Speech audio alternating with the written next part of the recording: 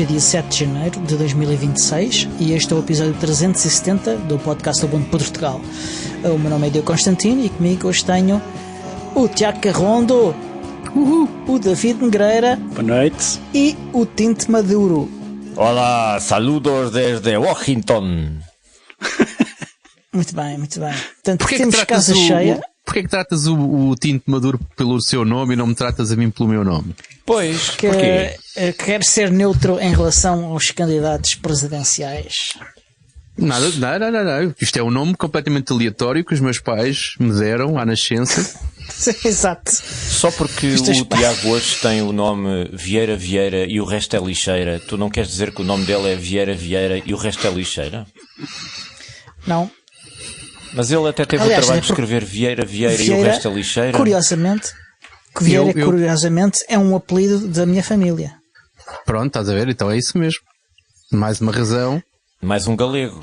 Mas pronto, mas eu proponho fazer uma chamada em alta voz aos meus pais e tu questionares porque é que não usas Vieira Vieira e o resto é lixeira, que foi o nome que os meus pais me escolheram. Há 27 anos. 27 anos. Nada naquela frase é verdade.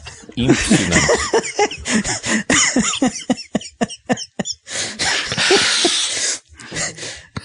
Vá, 28. Então o que é que... Vieira, então o que é feito de ti desde a última vez que cá estiveste no podcast? Que aventuras tecnológicas é que tens tido? Epá, tens que me ajudar, porra. Quando é que foi a última vez? Eu sei lá. Já foi alguma. Já tinhas um Mac, portanto... Já tinha um Mac? Não. Tinha um Mac, já não tenho, já me curei disso. Então já foi... Não tens? Não, há muito okay. tempo. Deixa-me fazer contas. Há mais de ano e meio que já não tenho um Mac. Portanto, eu acho que já cá voltei depois disso. Portanto, é uma doença que apanha-se e depois cura-se, não é? Epá, sim, aquilo foi tipo uma varicela. Basicamente é uma coisa que acontece uma vez na vida, é muito, muito balizada no tempo e depois quando se vai-se embora, está feito, está resolvido. Pronto. Portanto, não, olha, tenho estado na minha vidinha de imigrante a trabalhar, muito feliz da vida, tenho aproveitado todas as horas que não estou a gravar podcasts, tenho aproveitado para me dedicar mais à minha vida pessoal, essencialmente. Tenho feito alguns projetinhos também, tenho estado dedicado ao meu Home Assistant, tenho estado dedicado aos meus contentores e aos meus projetos pessoais.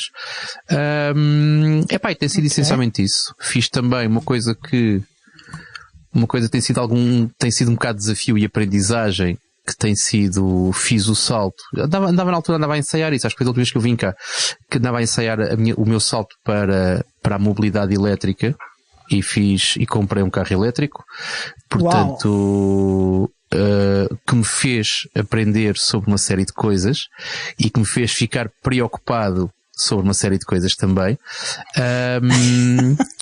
Mas é o que é. É aquela velha questão, tu se não, ou fazes algumas cedências na tua vida, ou vais começando a ficar cada vez mais afastado dos tempos atuais. E foi isso. Agora, quando fazes uma transição destas, aliás, eu acho que não é só isto, porque não é o problema de ser elétrico ou não, eu acho que qualquer carro atual tem demasiadas coisas que tu não precisas e que se tu te preocupas, te vão preocupar. Mas se tu abdicares disso, ou vais comprar um carro velho, e foi o que aconteceu comigo, eu tinha um carro que não era um carro velho, mas que eu posso dizer que em 3 meses me levou uma fatia considerável do meu saldo bancário, e tu tens de tomar aquela dura decisão de se calhar está na altura. E foi isso que eu fiz. E se é para fazer, faz direitinho em condições. Portanto, e foi isso que eu fiz. Que carro é que é? É um carro preto e que tem 4 portas, umas barras no tejadilho para eu poder levar a bagagem quando vou fazer snowboard. Devias ter comprado vermelho, o vermelho anda mais depressa. Mas quando tens um carro elétrico, aprendes uma coisa deliciosa, que é, não podes ter pressa, meu caro, vais com calma, de 2 em 2 horas paras para carregar, paras 1 horinha para carregar. Eu até estou a pensar em começar a fumar, porque se eu fumasse era ótimo, pá. que eu acendia um cigarrinho, 2, 3, o carro ficava carregado e eu continuava. Agora já não é perigoso também? Não é um Dacia Spring, pois não? Não é um Dacia Spring. Não, pronto. É pena, porque os Dacia Spring são porreiros. Eu já estive a ver umas críticas e são porreiros. O problema é a autonomia, pá. A autonomia dos Dacias é 200 km anunciados, portanto é para aí 120, talvez, 130 no máximo. E eu a semana passada fiz 1400 num dia e outros 1400 uma semana depois, portanto... Pá, tu não digas que foste comprar carros àquele senhor sul-africano que tem assim umas ideias de braço levantado, tem, enfim. As minhas cedências não chegaram a tanto. Não. Ok. Não. Tens uma coisa, já puseste em prática aquela ideia de usar o carro com bateria da casa ligado ao Home Assistant? Ou ainda não estás aí? O meu carro não é ligado ao Home Assistant, atenção. Mas o meu carro não permite essa tecnologia. Quando for possível aos carros aos quais é possível fazer isso, não tem nada a ver com o Home Assistant. Portanto, é uma coisa de ligares e pronto. E a única coisa que o meu carro faz vem com uma extensãozinha, tipo uma triplazinha, que eu ligo ao carro e posso ir acampar e ter eletricidade proveniente do carro. Ou seja, na prática posso ligar lá um frigorífico, posso lá ligar uma série de coisas, mas não posso lá ligar a casa toda da forma como está. Acredito que eu já ganhei algumas, que é uma coisa que eu acho que é estranho também, já ganhei funcionalidades com atualizações de software. Isto dito desta forma parece normal, mas quando eu digo, por exemplo, tenho assistência à condução, ou seja, ele é daqueles carros que fazem as curvas sozinhos, mais coisa menos coisa, mas que só funcionava a partir até aos 120, mais que 120 ele desligava as curvas automáticas. Eu no outro dia subi dos 120 e descobri que ele já faz curvas automáticas com mais de 120. Não vou dizer até que velocidade é que ele faz, mas posso dizer que com mais de 120 ele já faz curvas automáticas. Este tipo de funcionalidades 125 que eu achei... porque é legal num sítio onde tu andaste. Há países em que a velocidade máxima é 130 na Europa. O meu foi mais... se calhar eu estava no autódromo, não reparei, mas foi mais do que isso. Posso dizer que foi mais do que 120 e mais do que 130. Mas, conforme eu vi numa notícia no outro dia... Se for na Alemanha, é possível. Um senhor que foi multado a 280, mas que provavelmente não vai ser... Não viste a notícia? Um senhor foi multado a 280 km/h, mas como o radar só estava certificado até 250, provavelmente ele vai ser ilibado. Pronto. E isto é mais ou menos a mesma coisa. Ou seja, eu sei que há mais de 130, portanto, e o carro está a fazer curvas sozinho, mas não vou dizer a quanto é que eu ia. Mas fora da brincadeira, estamos aqui um bocado a gozar com a situação, mas de facto acho estranho como é que um sistema como este consegue, através de uma atualização de software, funcionar. Mas aquilo que me estão a dizer é que provavelmente numa destas atualizações de software eu vou poder ligar efetivamente o meu carro à casa e usá-lo como powerbank da minha casa. Estou a aguardar. Neste momento, depois de ganhar funcionalidades como esta, acho que isto pode ser uma possibilidade. Ou seja, não acho que seja uma coisa tão remota quanto isso. É a conclusão desta conversa. Nós já aqui tínhamos falado disso. Já não me lembro se foi contigo, se foi com o André Bação. Mas que havia essa possibilidade de ligar o carro à casa para usar com bateria e depois gerir isso com o Home Assistant. Eu tenho contas a ajustar com o André Bação, porque uma vez fui na conversa dele e comprei o equipamento a contar que era bué da fixe e depois descobri que as conclusões que ele tirou sobre o equipamento estavam bastante ao lado. Portanto, ainda tenho... Drama. O André Bação vai ser raptado por homens mascarados que vão aterrar no quintal de helicóptero. Não desminto nem confirmo. E que vão raptá-lo num carro elétrico. Aliás, é por isso que ele mudou de casa para fugir. Vão raptá-lo num carro elétrico, exatamente. E depois fica a meio do caminho porque a bateria não chegou. E é ilibado, pronto. Mas mudem de destino, de atualizações, porque eu tenho tanta coisa para dizer que isto fica só uma hora sobre a minha vida e isto não é um podcast sobre a minha vida. Portanto, bora lá rodar a cena. Só quero acrescentar que uma vez também tive um update de software no meu carro e ele passou a recolher os espelhos automaticamente depois de o desligar. Olha, viste? Esta funcionalidade. Pronto. Que é uma coisa que me irrita, porque se os assaltantes fizerem bem o seu trabalho de casa, sabem quando é que tu te esqueces de trancar o carro. é que eu esqueço de trancar o carro com muita frequência. E então, se o carro é daqueles que põe as orelhas para dentro e para fora, à distância tu sabes que aquele modelo, se tem as orelhas para fora, está destrancado. E isso incomoda. Há versões daquele modelo que não, portanto... pronto. Aí... E tu, David? Tenho aqui uma pergunta, mas não é sobre ti, é sobre software. Mas é para o David. Certo. Pronto, deixa-me falar. David, tu também já cá não vinhas há algum tempo, para aí se calhar há um ano também. Ou mais. Ou mais. Não, mas acho que estiveste cá o ano passado. Tenho ideia disso. É capaz. Então, em termos de aventuras tecnológicas, o que é que tens? Aventuras tecnológicas. A última vez tinhas comprado uns computadorzinhos, uns mini PCs. Tinha comprado disso. Qual é a marca do teu carro? Então me perguntam-me o que é que eu comprei e não se pergunta a marca do David. Qual é a marca do teu carro, David? O meu carro é um carro não elétrico que ainda funciona a gasolina, que põe os espelhos para dentro, não é preciso cá updates de software, já põe os espelhos para dentro automaticamente. Se eu quero um update de software tenho que ir pô-lo à mão, não tem ligação à internet e é sempre o risco de estar ali uma hora com o carro ligado à espera que aquilo acabe. É daqueles que tem pneu suplente? Tem pneu suplente, tem 3 pedais e tem 7 lugares para a família, né? É o meu carro. E é o carro família, pois. Grande família. Mas não tem IA ainda, pelo menos que eu saiba. Ainda não se tornou inteligente.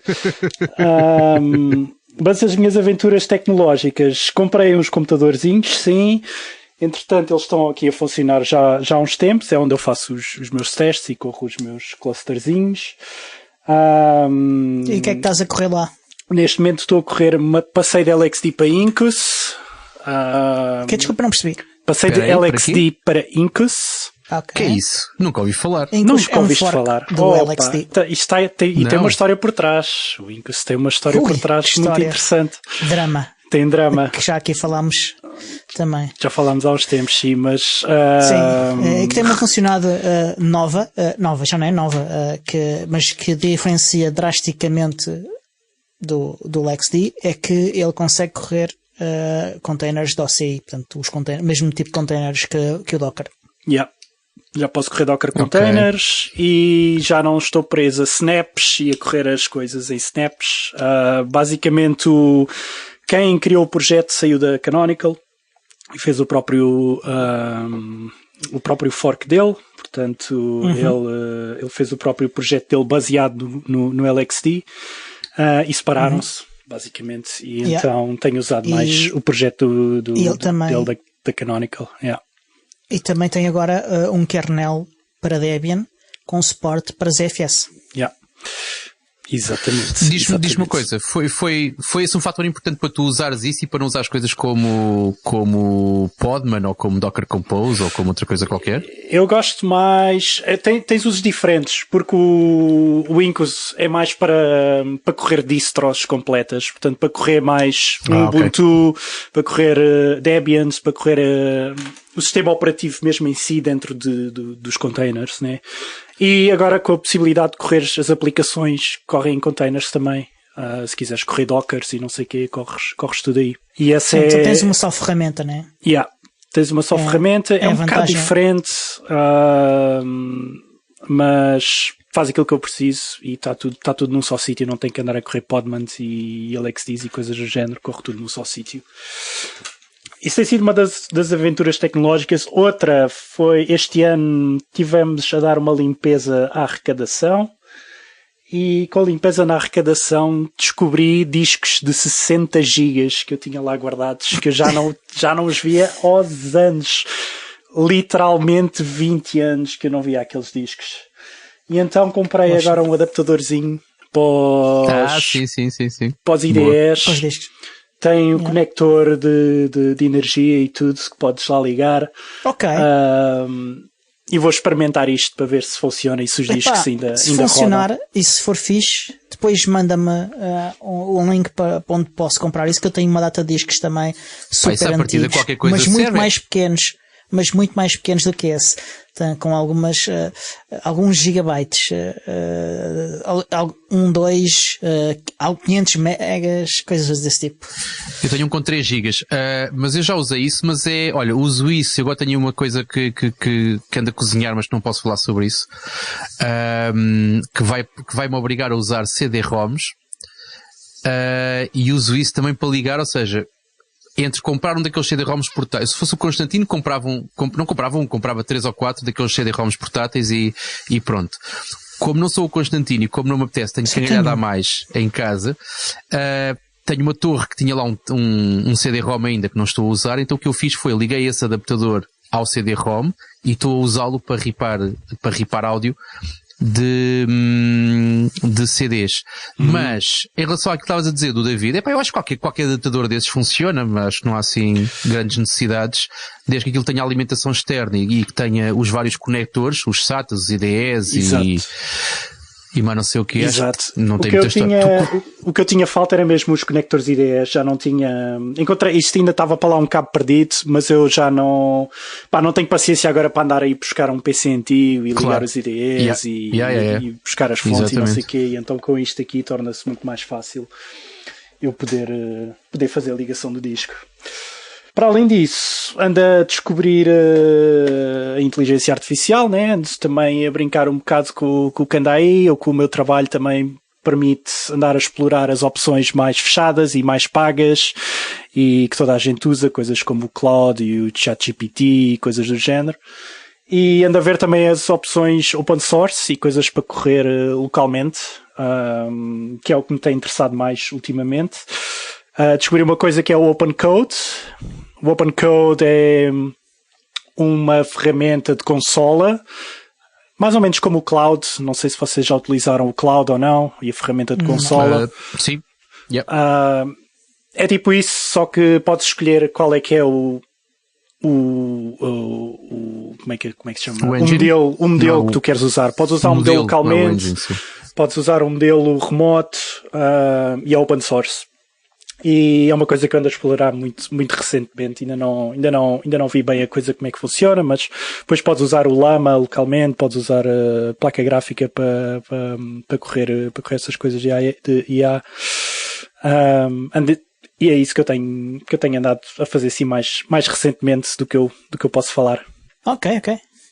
Então, e o Tinto Maduro? Andaste a fugir de helicópteros ou da polícia? Não, está tudo bem nesse campo. Eu agora estava-me a lembrar, eu descobri na minha coleção de discos rígidos antigos um disco de 14 gigas de 1999 que fazia parte do meu primeiro computador e eu em 1999 pensei, ei, a 14 gigas, eu nunca mais vou encher aquilo. Pois, e o tempo encarregou-se de provar que eu estava errado.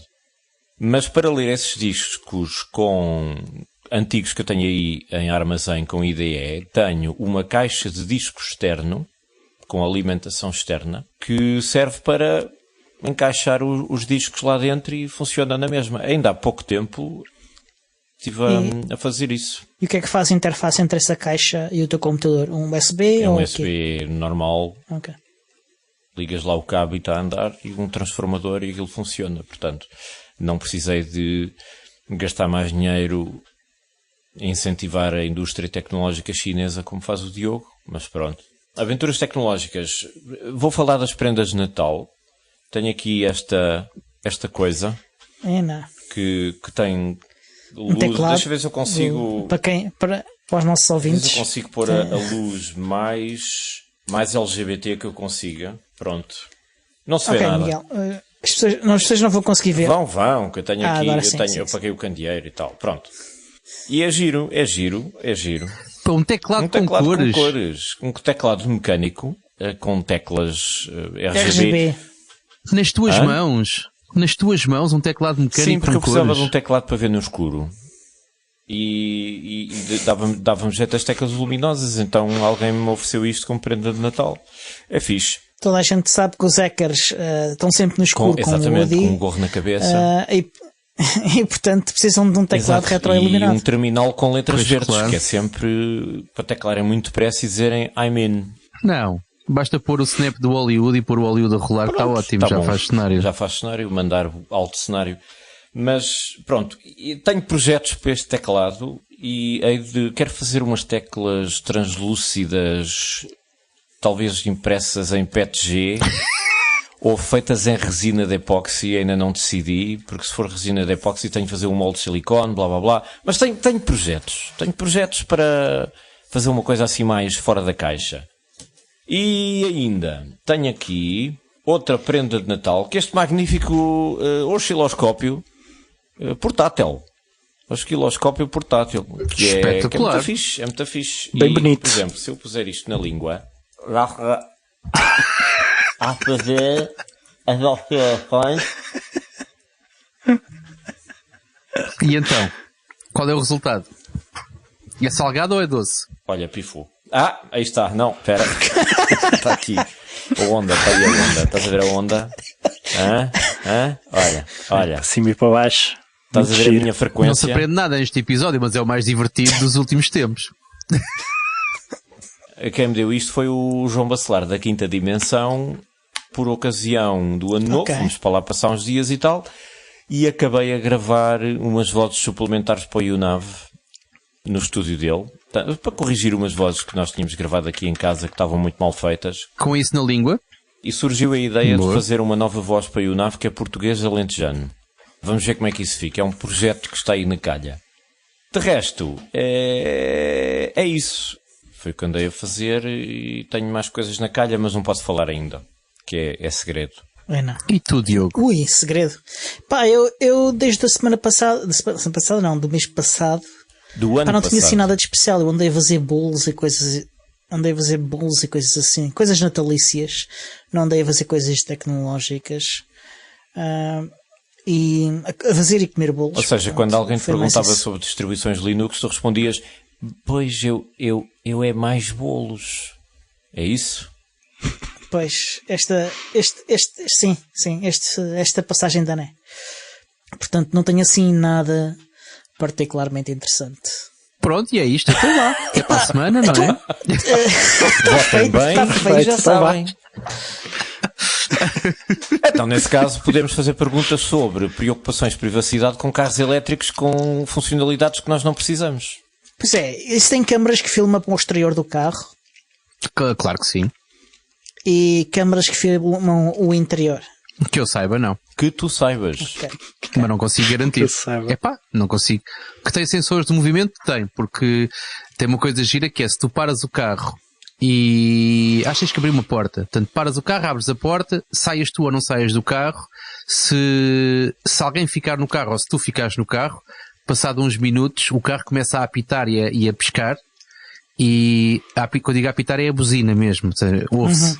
Pode ser às 4 da manhã, pode ser às 11 da manhã, pode ser o que for, com o aviso de possibilidade de crianças esquecidas no carro. É uma funcionalidade que não dá para desativar, portanto, é o que é. Pronto. Portanto, acho que câmaras não, mas sensores de movimento provavelmente sim.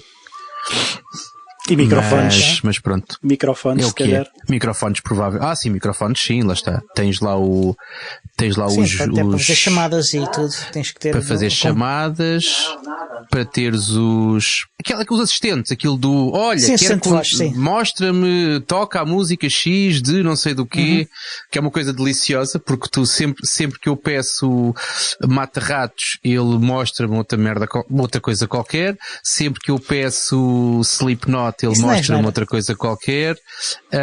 Portanto, eu não sei para que é que aquilo funciona, porque aquilo chega ao ponto de ser só divertido, que é, às vezes estamos no carro e pronto, estamos uma hora a conduzir ou estou uma hora a conduzir, por exemplo, tenho a minha filha ao lado e o divertimento é nós perguntarmos coisas e não é termos a resposta, é só que a pergunta entrou certinha. Pronto, o divertimento é esse. Eu tive, portanto, nos últimos meses estive a experimentar uns quantos carros, até decidir estive a experimentar uns quantos carros elétricos e vários têm essa coisa, que é tu carregas no botãozinho e olha, a terra é redonda, tipo isto. E tu perguntas se a Terra é redonda e a pergunta que entra, pois tu vês a pergunta que entra, não é? E entra outra porra qualquer completamente diferente. Portanto, nós, um dos divertimentos era vermos se aquele assistente era mais esperto a ouvir, era melhor ouvinte do que o outro. Não é se era melhor a responder, era só se era melhor ouvinte. Portanto, isto é o nosso padrão de exigência era só, desde que ele ouça está ótimo, não tem que responder, não tem que fazer nada, só que ele perceba, já está muito bem. Não tem que dizer o que é que são feijões. Exato, pronto, exatamente. Não precisa, até porque esse projeto morreu, não foi? Sim. Ou pelo menos se não morreu está quase. Mas para dizer que sim, microfones tem certamente, e não deve ter só um, deve ter vários, provavelmente. Ok. E é isto. E disseste também que andaste aí a brincar com o Home Assistant. O que é que andaste a fazer de novo?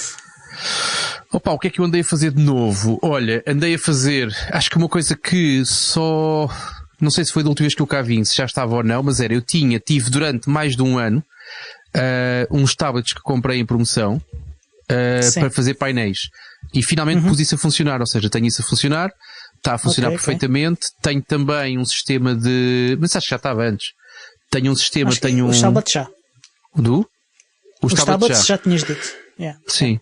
Pá, basicamente tive a optimizar as coisas, ou seja, neste momento estou a preparar as coisas para optimizar os meus painéis e as minhas baterias para racionalizar o carregamento do carro. Porque um carro é de facto um telemóvel com uma bateria muito grande, portanto é muito exigente em termos de consumos. Exatamente. E de facto é complicado. É complicado.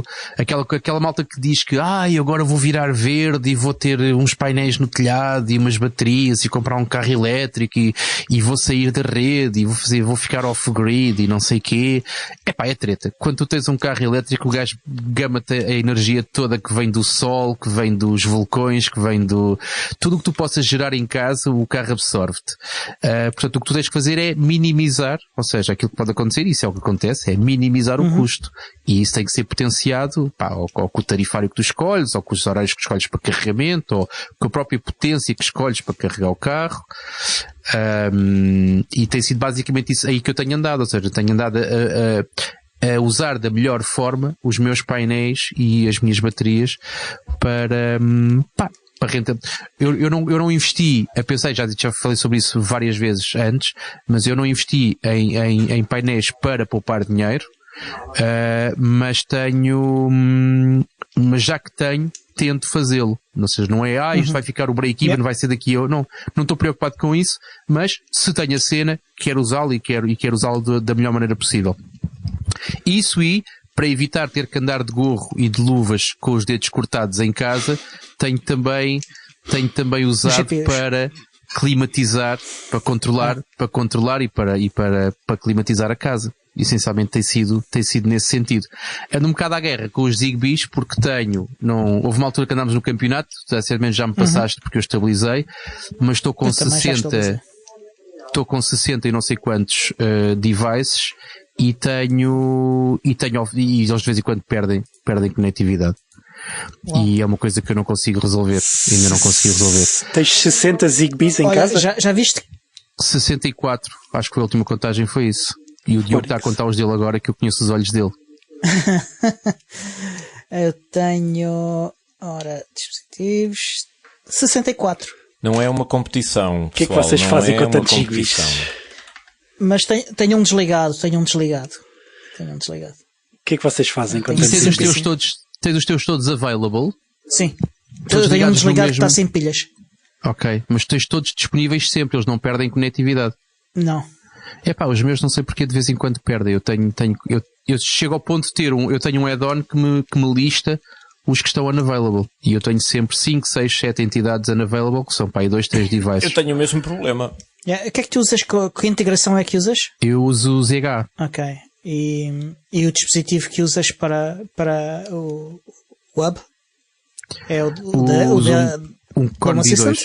Não, o do Home Assistant tenho na gaveta e ainda não fiz a transição.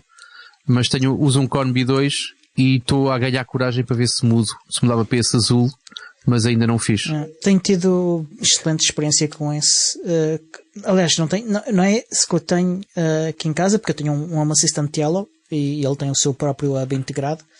Não sei se usa o mesmo chip que esse ou não. Mas eles lançaram há semanas um novo dispositivo que promete ser muito melhor do que o que eles tinham antes. Epá, eventualmente, só que a questão de mudares o hub é mudares uma série de coisas, por isso é que eu ainda não fiz essa transição. E quando tens 2 ou 3 devices, configuras novamente. Quando tens muitos é uma porra. E eu há uns que até já nem sequer sei como é que eles estão configurados. Estão lá e pronto. Ou onde é que eles estão, se calhar. O que é que vocês fazem com tantos Zigbees? O que é que estão a controlar a luz? Quase tudo sensores. Tudo o que é sensores em casa? Sensores e luzes, sim. Sensores e luzes.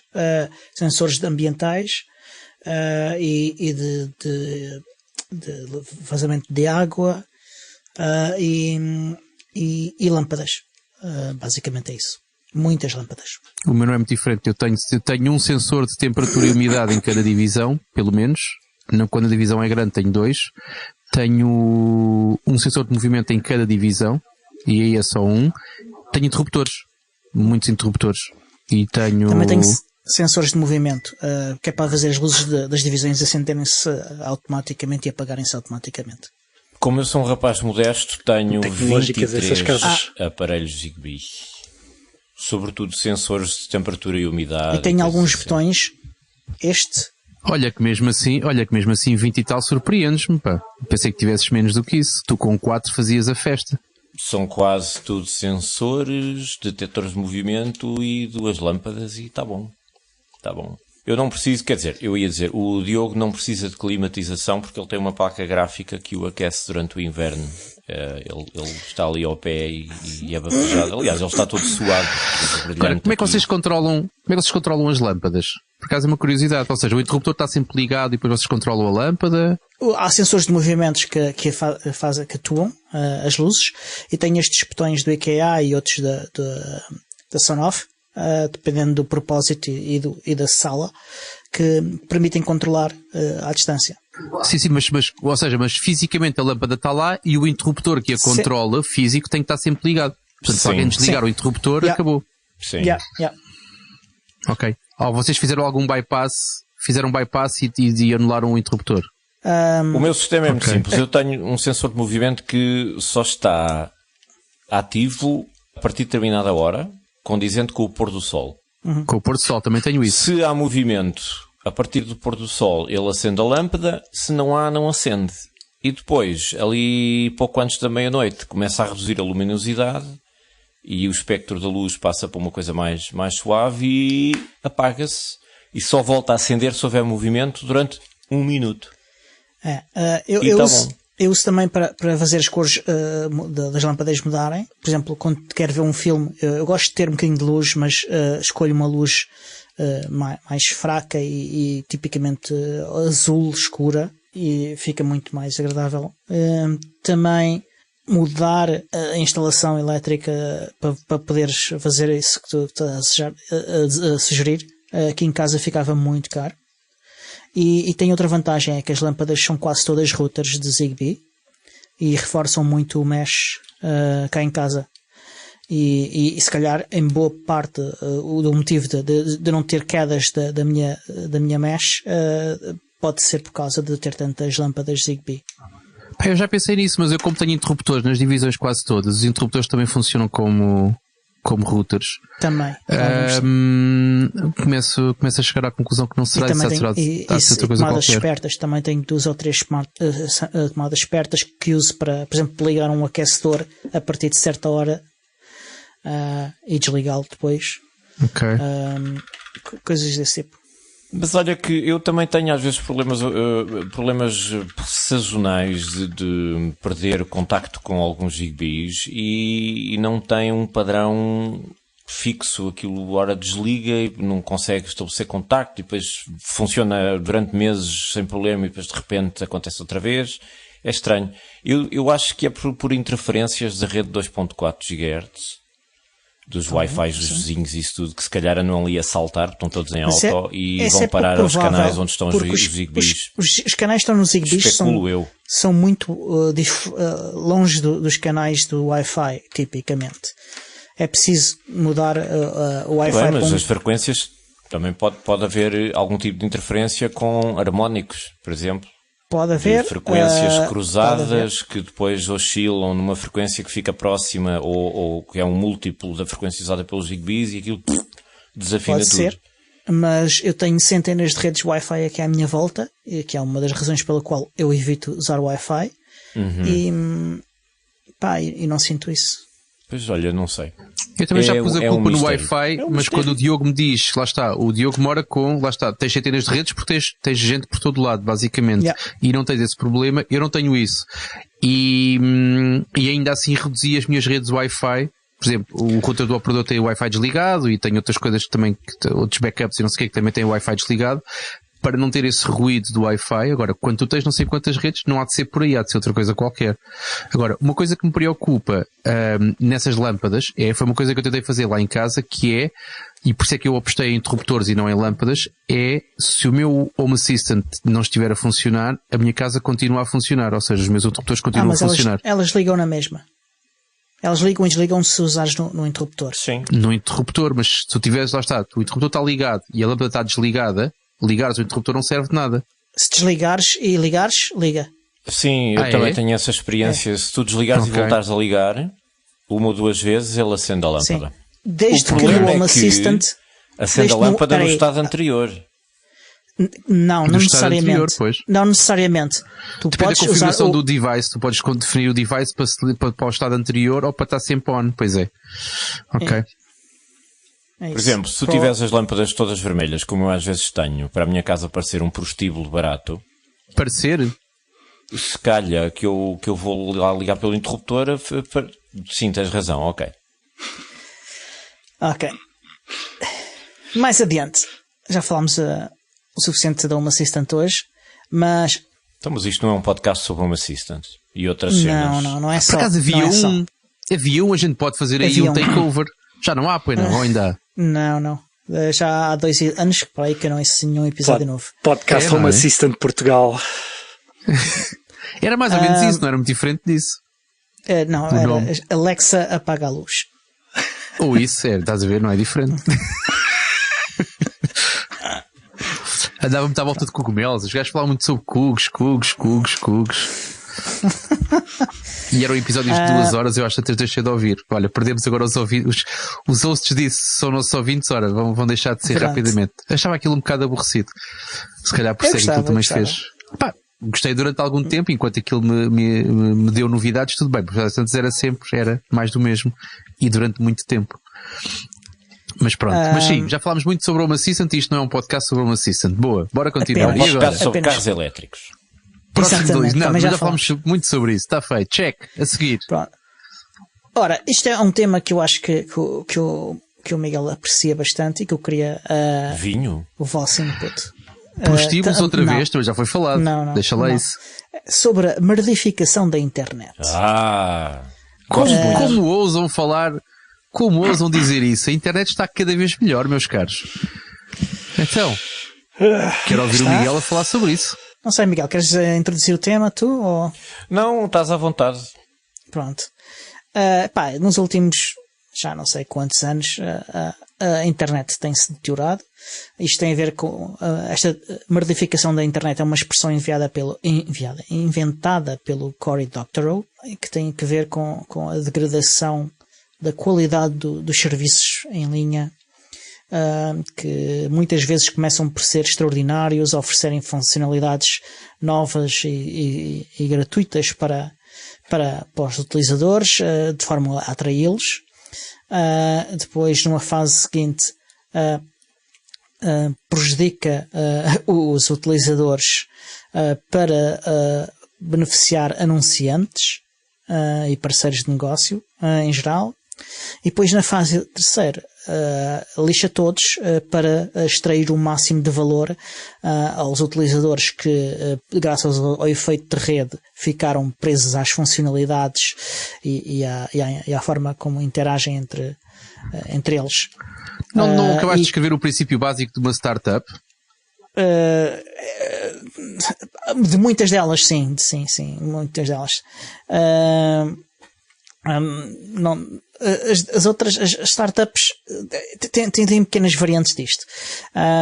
Mas ele basicamente na terceira fase lixa os utilizadores e lixa também os parceiros de negócio porque dificulta-lhes o acesso à sua audiência para cobrar ao máximo dinheiro aos... E até os anunciantes. Sim, para extrair o máximo dinheiro de todos os anunciantes para benefício exclusivo dos acionistas desses serviços.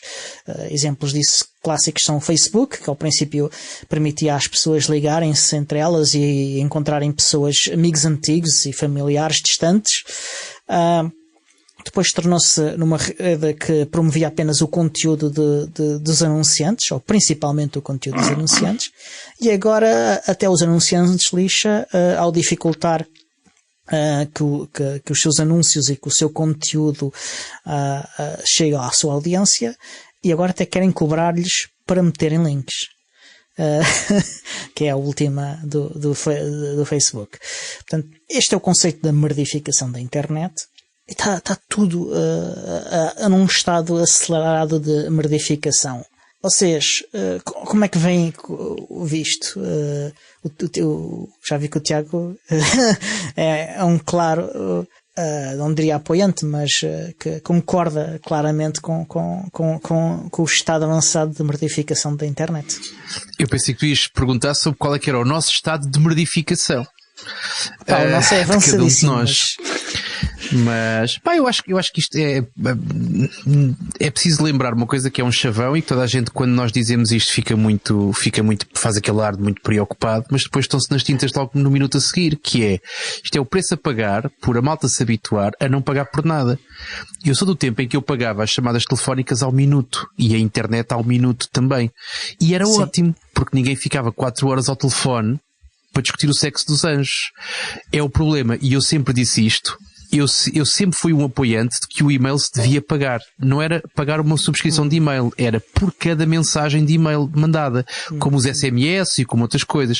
Se tu pagasses por cada e-mail que mandasses, a tua caixa de entrada estava vazia, ou pelo menos estava só com aquilo que era realmente importante. E isso acontece, isto depois transpõe-se para uma série de outros serviços e de outras coisas.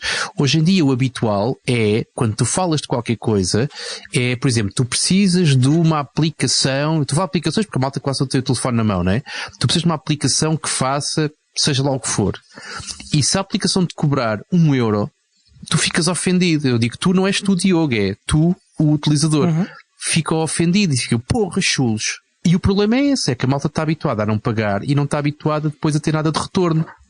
Nós aqui já falámos várias vezes sobre a questão da retribuição, não é? E fala-se muito disso também associado ao software livre, que é, se usas, como é que tu podes compensar ou retribuir ou seja, dar de volta, e o problema é que a malta não dá de volta, a malta funciona como aquela malta, os primitivos, os recoletores, que era a malta que ia, apanhava o que havia para apanhar, mudava para outra quintinha, apanhava tudo, apanhava outra quintinha, e a malta tem que descobrir a agricultura, que vai ser uma evolução fixe. Enquanto a malta não perceber que só com a agricultura é que isto se torna sustentável, vai acontecer esta chitificação de serviços. Até pagando, com a mortificação da internet, até pagando, tu já não consegues ter o serviço e estás a ser lixado na mesma. Pronto, tu chegas a um ponto, isso é um bocado como aquela coisa, quando é que tu deves parar? É aquela velha questão. Ou seja, até quando é que tu vais esticar a corda dos teus utilizadores? Não é? É a fase 1, 2 e 3, como tu descreveste. Agora, quando é que acaba a fase 1? Quando é que acaba a fase 2? Quando é que acaba a fase 3? E cada vez tu esticas mais a corda, porque cada vez tu queres maximizar mais os teus... Por isso é que eu estava a falar das startups. Quanto mais tu quiseres e quanto mais sedento tu fores de lucros e de mostrar resultados, mais tu vais querer esticar a corda de cada uma dessas fases. E sim, chegas ao ponto de cobrares por links, chegas ao ponto de cobrar por seja o que for. O que é que vai acontecer? A malta deixa de anunciar no Facebook e vai para o Instagram, enquanto der. Quando o Instagram já não der, vai para o TikTok, vai para o não sei o quê. E vão andando de quintinha em quintinha até chegarem à conclusão, eu tive agora...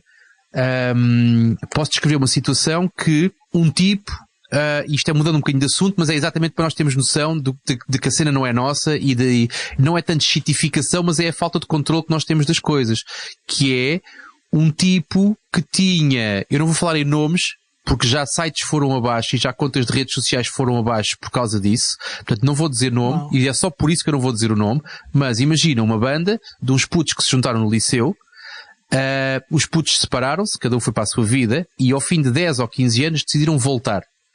E falaram todos, e um deles disse, eu não tenho tempo. Façam o que entender, não me chateiem, eu não tenho tempo. E eles juntaram-se e começaram a dar concertos outra vez. O que é que ele fez? Esse tal Ranhoso, que não é outro nome, foi ao INPI registrar o nome da banda. E foi à SPA registrar as músicas. E então ele agora entretém-se a mandar abaixo tudo o que é redes sociais e tudo o que é episódios de YouTube e tudo, fotógrafos de concertos que fotografaram a banda e só por publicaram fotografias dessa banda com o nome da banda, viram a sua conta apagada. Não é aqueles avisos, bloqueios de 30 dias, não, contas apagadas. Portanto, e eu olho para aquilo, é injusto, o gajo é um merdas, agora nós não nos podemos esquecer que essas contas nessas redes sociais são de quem?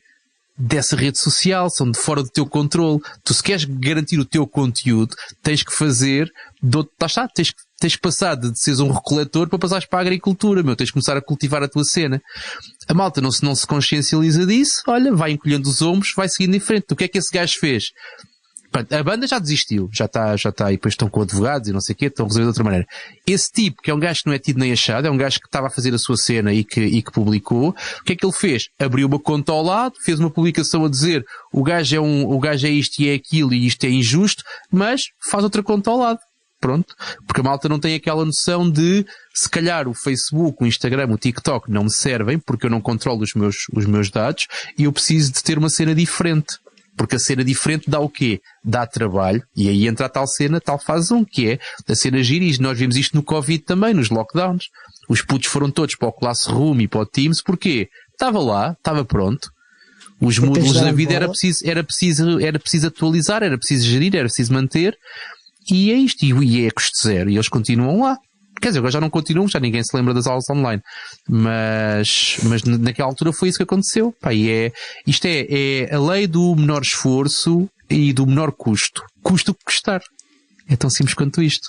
Mas na prática isto é uma sociedade de vampiros. Nós estamos aqui a sugar, e sempre que alguém pede para cobrar por algum serviço, acho que todos aqui, mais coisa, menos coisa, pagamos, uns mais, uns menos, pagamos por serviços.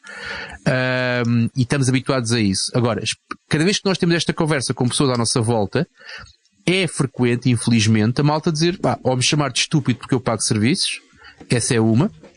Nem sequer falo de alojar o meu próprio e-mail, pronto, aí já acredito que me chamem estúpido, pronto, ok, é carolice. Mas há certos serviços, que é o que é. Ou pagas ou aceitas as condições da tal merdificação. E quando merdificar, vais à procura de uma alternativa.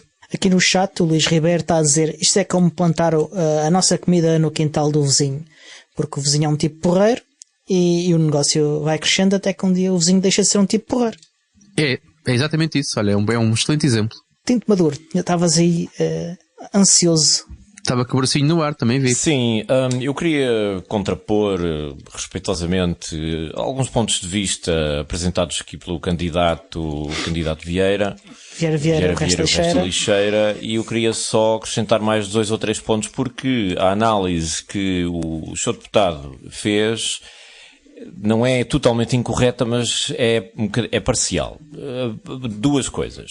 Primeiro, na maior parte das redes sociais, as mal chamadas redes sociais, são os utilizadores quem cria os conteúdos que são partilhados nessas redes, que são o fator de agregação e atratividade dessas redes sociais.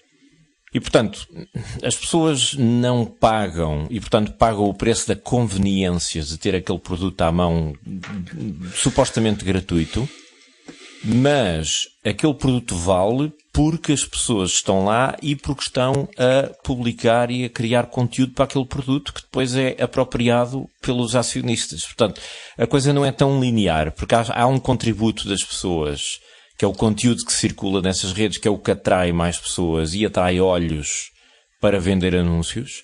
E, portanto, apesar das pessoas não pagarem, é um pouco a imagem, isto usando o tema da agricultura, do camponês medieval que está a lavrar a terra, a plantar as batatas, etc. E depois as batatas ficam todas com o senhor feudal. Segundo, a cultura das startups é sintomática de outra coisa que está na base da merdificação geral do mundo em que nós vivemos, que é a financeirização da economia. Ou seja, o mercado que nós temos não está orientado para fornecer um serviço ou um produto, está orientado para extrair o máximo de lucro com uma qualquer ideia parva que tu tenhas. E, portanto, a cultura das startups muitas vezes... E nós ouvimos... Espera aí, Sr. Deputado, tenha calma, não interrompi. Só um crescendo para valorizar a sua declaração. Vai desculpar-me, Sr. Deputado, vai desculpar. Sr. Deputado, deixe-me concluir o meu raciocínio, Sr. Deputado. É que eu quero só acabar este raciocínio. O objetivo nem é ter lucro, é vender-se. Mas era aí que eu queria chegar, Sr. Deputado. Se o Sr. Deputado não tivesse interrompido, eu teria concluído o meu raciocínio. Sr. Presidente da Mesa, veja lá. O Sr. Presidente da Mesa está-se a rir. O Sr. Presidente da Mesa está-se a rir. Mas é um facto, Sr. Presidente da Mesa. Bom, mas adiante. Mas de facto, ouves muito quando há os unicórnios e as startups e não sei o quê a tentar vender a sua ideia, aquela ideia de que nós queremos fazer um mundo melhor, queremos resolver este problema com esta nova app, este novo produto. E geralmente é sempre uma app, porque a app permite uma economia de escala que o fabrico de um produto real, tridimensional, físico, não permite, não é? Não fabricar um produto tem custos muito mais elevados e um retorno que não é assim tão linear. Não só isso, como é uma coisa fechada. Se for uma aplicação web ou um site, sim, é uma coisa que permite um monopólio e o controle de forma muito mais fácil. Exatamente. É uma forma fácil de manter o monopólio. É aquilo que alguns autores chamam capitalismo vetorial ou netarchical capitalism. A ideia de que tu, no fundo, és dono da feira onde toda a gente vai vender as batatas, não é? E, portanto, cobras ali um imposto. Esta financeirização contamina depois tudo, porque tu ouves as startups com aquela conversa da treta para vender, a dizer que queremos resolver o problema da fome no mundo, ou queremos resolver os problemas de mobilidade com estas trotinetas não sei quê. Mas, de facto, o objetivo principal dessas empresas não é resolver um problema, não é fornecer um serviço, não é melhorar a vida das pessoas, é vender, capitalizar essa empresa e depois vendê-la por um preço muito alto às grandes empresas tecnológicas, que depois ficam em regime monopólio. A Google, na prática, não existe. A Google é uma manta de retalhos de uma série de pequenas empresas que foram todas compradas com o capital do Eric Schmidt, que depois tem os seus contactos no Departamento de Estado e na CIA e aquelas coisas todas. Aliás, o único serviço que eles criaram foi o motor de busca em si. Tudo o resto foi comprado. Tudo o resto. Quase tudo foi comprado. A Boston Dynamics também. Tudo que vem à rede, YouTube, eles compram. Tudo isso. A Meta tem exatamente a mesma política. A Microsoft, creio que também, já foi adquirindo aqui ou ali soluções que foi depois absorvendo. Sim, mas a Microsoft é um bocadinho diferente. A Microsoft tem aquela estratégia de adquirir, de ficar com as coisas e depois, a certa altura, matar os produtos. Sim, é isso. Normalmente é para matar a concorrência. Vai dar o mesmo porque estamos a falar de a eliminação de um mercado e a eliminação da concorrência. Estamos a falar de um mercado que é monopolista. E essa merdificação só é possível porque há um monopólio, porque as pessoas depois não têm alternativa. E para contrapor o segundo ponto, aquilo que o Tiago estava a dizer, que as pessoas não querem pagar, e é verdade, e não pagam, não é bem assim, porque as pessoas de facto optam por esses serviços, não é só porque são gratuitos, é porque são convenientes. Estávamos a falar do Zoom e do Classrooms da Google e dos sistemas operativos da Microsoft, etc. As pessoas optam por esses produtos por várias razões. Uma delas é gratuito, entre aspas. Segundo, é conveniente, porque está à mão de semear, já vem instalado no computador, ou a escola já fornece a licença, ou a Câmara Municipal já comprou a licença. Mas é falso dizer que as pessoas não pagam. As pessoas pagam, não sabem é que pagam.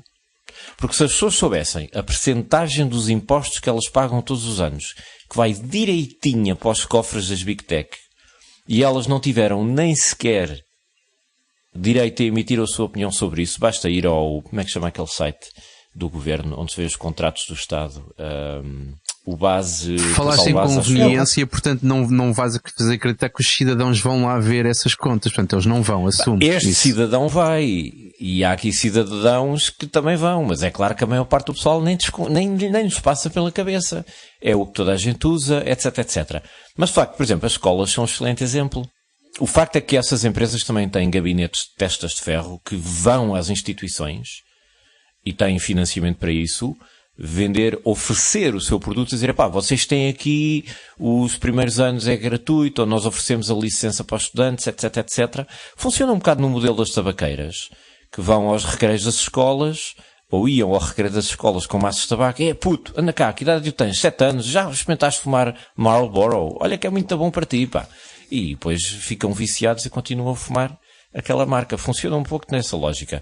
Mas tudo isto está ligado a esse fenómeno da financiarização da economia. Ou seja, já não tens um mercado... já não tens um mercado de troca, de venda de produtos e serviços. Tens um mercado que é orientado sobretudo para a valorização financeira, para a capitalização. E desde que atinge esse objetivo, está tudo bem. A fábrica pode ir à falência, os trabalhadores podem ir para a rua, a saúde das pessoas pode ficar na valeta, mas se os resultados no fim do trimestre forem bons para os acionistas, está-se bem, mesmo que nada funcione. E é essa a principal doença de fim de época que nós estamos a viver agora. Para incendiar um bocado a conversa, só estava à espera, quando tu falaste em produzir conteúdo que alimenta as plataformas e mais não sei o quê, que fosses também falar sobre as licenças de software que te obrigam a que o teu conteúdo fique lá e que não possa ir para outros sítios. Mas estranhamente não falaste nisso, pá. Não me lembrei. Mas é bem lembrado porque também passa por aí. Sobretudo agora com a porcaria do Copilot, que mudou de nome e tudo. Agora o Office 365 da Microsoft é o Copilot não sei das quantas, que é como quem diz, tudo o que escreveres aqui é nosso. E esta coisa da IA generativa é um truque fabuloso antes de mudares do assunto, para tu te apropriares dos conteúdos das outras pessoas, misturares na misturadora, servires a mesma porcaria e dizer, mas isto não é vosso, é nosso, foi gerado pela nossa máquina. Com jeitinho a conversa vai parar ao Magalhães sobre pôr na trituradora e dar outra vez. Tenho aqui um Magalhães. Vai lá pescá-lo. Ou então fica uma escala, até o que o Diogo está a querer dizer. Cala-me essa boca e... David, estás muito caladinho, David. Como é que é, David? Porquê é que é? Porquê será que não o deixas falar? É que o Maduro não deixa falar o David. O Maduro. Ninguém me deixa falar, meu. Eu estou-vos a deixar falar. Não, estou a brincar. Estou só a deixar falar e estou a ouvir e estou... Eu concordo com tudo o que foi dito. Eu concordo com tudo o que vocês disseram, né? Basicamente, no final do dia tem tudo a ver com o dinheiro e com a comercialização dos serviços e dos conteúdos e não sei o quê. Mas acho que eu, pelo menos, voltando um bocado atrás, que bonito portátil. Que bonito Magalhães. Estou cheio de inveja desse Magalhães. Uma tostadeira. Cainama. Mas eu tenho uma visão um bocado mais... para mim, pelo menos pessoalmente, o problema da merdificação da internet tem a ver com aquilo que eu pensava que a internet ia ser há uns anos atrás. Quando eu comecei a usar a internet, quando eu estava na internet... Lenca, para quieto, pá. O facto de... E Diogo, nós chegámos a fazer alguns encontros de Linux e não sei o quê, com malta que a gente encontrava na internet e que, pronto, nós também nos conhecemos. Inicialmente foi apenas pela internet e depois ir aos meetings e coisas do género. E a minha visão romântica para a altura, pelo menos, era isto vai ser tão bonito, vamos todos ligar-nos pela internet, vamos todos falar sobre as coisas e juntar-nos e fazer coisas bonitas e falar todos uns com os outros e perceber que não somos assim tão diferentes uns dos outros. E o problema, lá está, hoje em dia, é que o uso da internet é feito literalmente para ganhar dinheiro, né? Que era basicamente o que vocês estiveram a dizer todos, né? E não vem só das empresas que fazem isso, né? Mas também dos utilizadores que tentam ganhar dinheiro a utilizar essas plataformas. Sim. E que no final do dia, isto pelo menos é o que eu vejo e falo pelo menos com a minha mulher sobre isso e não sei o quê, o conteúdo acaba por ser todo igual, acaba por ser todo tipo o mesmo formato, as mesmas cores, as mesmas palavras, as mesmas... E acaba por ser tudo tão é tudo igual, acaba por ser tudo igual. Os cafés e restaurantes de Lisboa, durante o boom do turismo, não é? Acaba por ser tudo a mesma coisa. Há uma uniformização do gosto. Então, quando tu olhas para os canais de YouTube é assustador. E depois lá está depois com a centralização das plataformas, né? Porque hoje em dia a internet é YouTubes, é TikToks, é Facebooks, é Instagram, e há pouco mais que isso, falando na massa geral de pessoas que utilizam a internet, famílias. Sim. E não sei o quê, pessoal que está fora da tecnologia. E o conteúdo todo nessas plataformas é todo, sim, mesmo pessoal na tecnologia, é todo, depois é os algoritmos, né? Que depois que te apresentam sempre a mesma coisa e estás sempre naquele loop, estás sempre naquela bolha fechada e acabas por ver o mesmo conteúdo em vez de estares a falar e a conversar com pessoas que vivem no outro lado e que têm as mesmas ideias que tu. E não sei, eu pelo menos a minha identification da internet é mais baseada no facto de deixou de ser uma coisa social, passou de ser uma coisa de status, passou a ser uma coisa para vender, uma coisa de interesses mesmo dos próprios utilizadores que a usam. E os websites hoje em dia estão tão merdosos. Quais websites? Ainda existem websites? Se carregas no website, vais ver, dão-me um link para um website para ver uma coisa qualquer, é só, tem que aceitar cookies, tem que aceitar não sei o que dos ads, só vejo 350 milhões de ads. Se eu subscrever a nossa newsletter? Quero subscrever a nossa newsletter, só podes, o código, queres ter 20% de desconto para receberes... Não, quando falava do código, falava mesmo do código do notificações? Site. Está cheio de lixo. E scripts que não interessam para JavaScripts, cheio de JavaScript e é preciso ter não sei quantos gigas de memória só para descarregar uma porcaria de uma página. É uma doença. É uma doença. Eu, a propósito disso, pus um link no chat desta conversa de um artigo de opinião, Guilherme Trindade, que passou pelos olhos esta semana. Que a gente faça silêncio durante 3 minutos para lermos isto então e para depois falarmos sobre isso. Estou a partilhar e isto depois fica nas notas do podcast. Ok. Mas é engraçado. Mete no fecheiro das notas. Pá. Mas, sim, é um bocado isso. Mas também há coisas positivas na questão das pessoas poderem fazer dinheiro com a internet. Também criou novas profissões, deu novas oportunidades. Há bastante uniformidade no conteúdo, mas também há uma cauda longa de conteúdo que também é muito diverso e que faz coisas muito diferentes e que de outra forma nunca poderia existir. Eu acho que é um problema muito parecido com o do e-mail, aquilo que eu dizia há bocadinho. Se o e-mail se pagasse, tu não tinhas 90% das mensagens que tens. E acho que o conteúdo é igual. Ou seja, há conteúdo de facto em qualidade, o problema são os outros 90% de lixo que te bloqueiam a visibilidade para o conteúdo que interessa.